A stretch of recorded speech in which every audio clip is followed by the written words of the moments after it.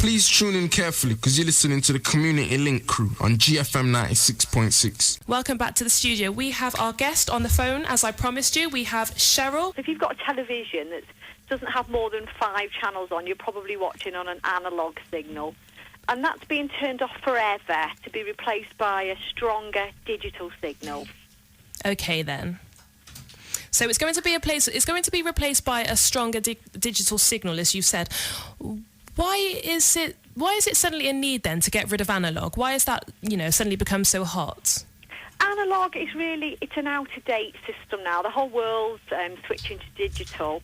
Analogue actually takes up a lot of space on the airwaves, and there's so much competition for space now, whether that be mobile phones or broadband or emergency services. Everybody wants a bit of the airwaves, and digital takes up a lot less space.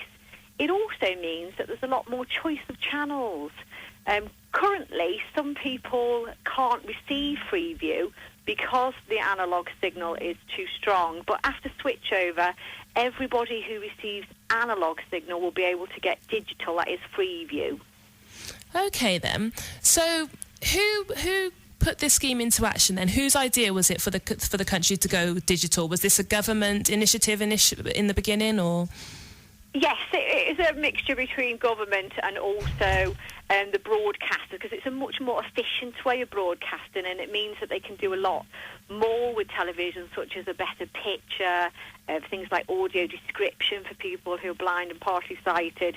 But really, the whole world is switching to digital, and the USA is going already, Australia's going, a lot of our relatives, neighbours, in Europe are switching to digital. So really, it's the whole world is making this switch at the moment. So people shouldn't be worried then, because I know a lot of people are quite fond of analogue. They shouldn't be worried because this is the way of the world, effectively. It's not just a UK thing.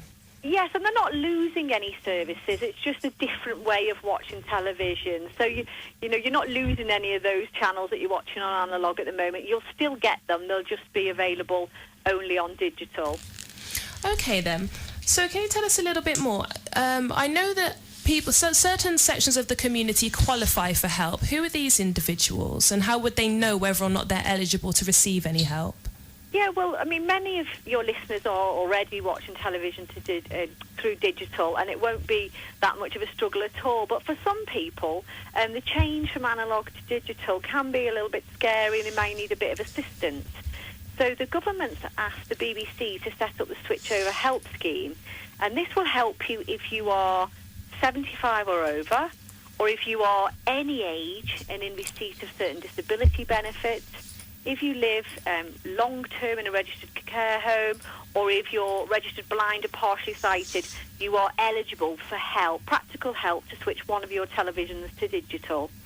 And how do people get in contact then with the relevant bodies to give them a hand with this?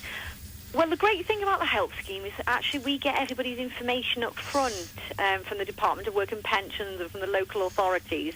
So we have a database with every eligible person's name on there, and we send them out an individual information pack through the post telling them what their options are.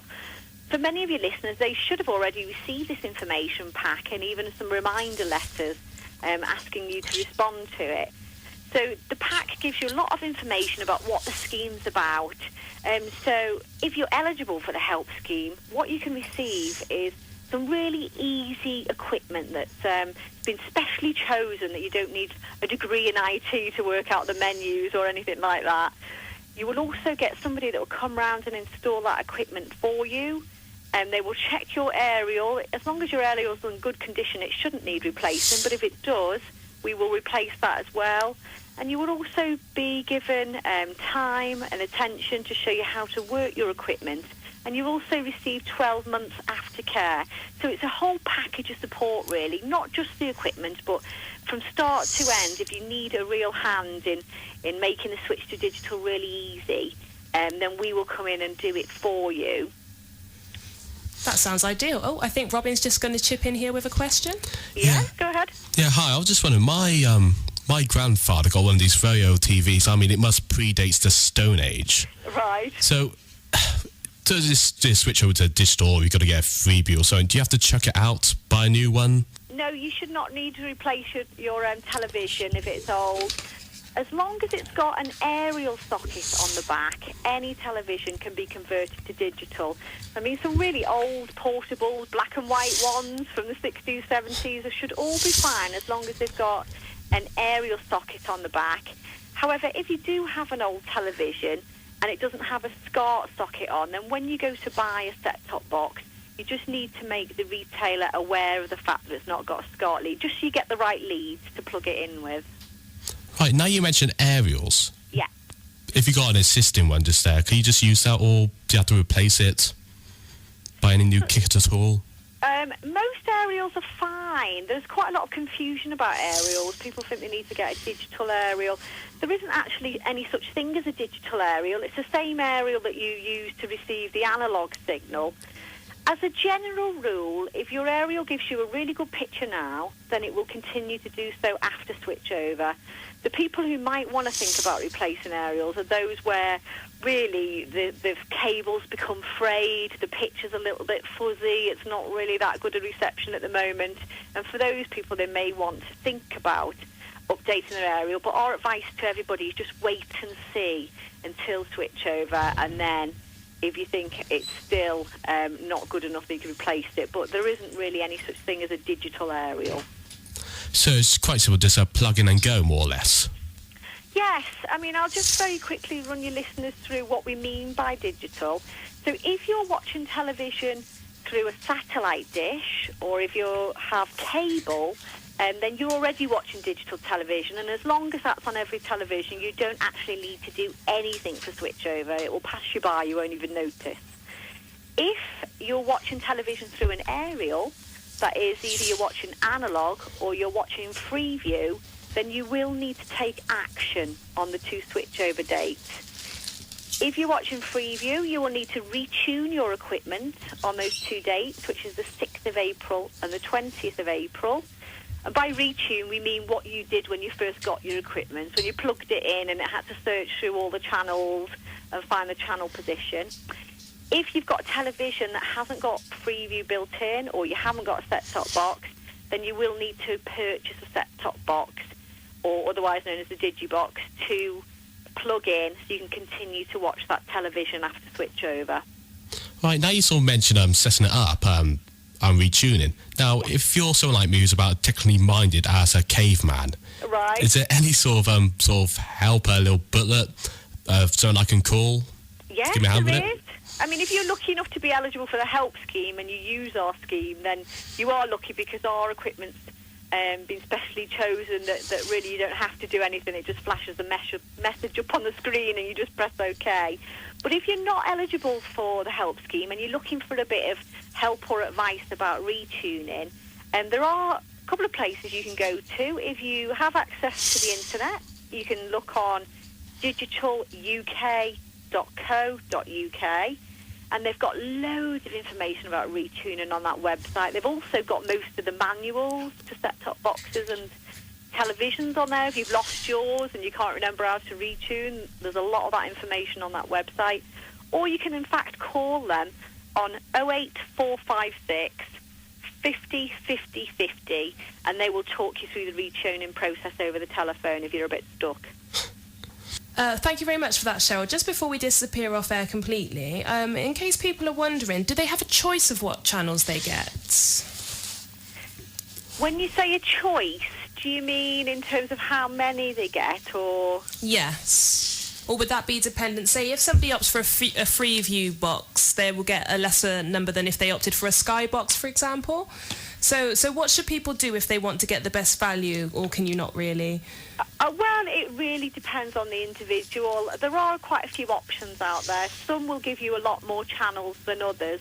As a general rule, satellite would normally have a wider range of channels, and you don't necessarily need to pay a monthly subscription. You can get FreeSat, which is a one-off payment, get it installed, and then you don't need to pay anything on a monthly basis. If you get Freeview, it does depend on whether you are receiving your signal from a main transmitter as to how many channels you will get.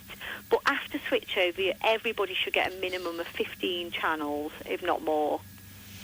So then you're getting an instant advantage simply by upgrading to digital. You're getting a lot more variety than you ever had on the old analogue system, as it were. Yes, certainly. And I mean, we're third of the way through the digital switchover now in this country. We've already done, Granada, West Country, Wales, Northern Scotland, and it's gone very well so far. And people who were nervous about changing or, in fact, didn't want to change because they were happy with what they had are actually a lot happier now than having just the 5 channels to choose from. So it's been very popular so far. Just as a little bit of a pub quiz question, Cheryl, in case one ever comes up, who is going to be the last region then to get the switchover? It will be, I believe, Ulster, Northern Ireland. We've got next year, this year's a big year because we've got Central going, Yorkshire and Anglia, which are very big regions. Next year we've got Meridian, London, Tyne Tees, and then the final one will be Ulster and Northern Ireland. A lot of people wonder about the order of switchover. A lot of it's to do with the neighbouring countries because of the signals are going stronger or weaker, so we have to make sure that we're coordinating our switches with all our neighbouring countries in Europe. Otherwise, we'd be competing with each other's signals. Really?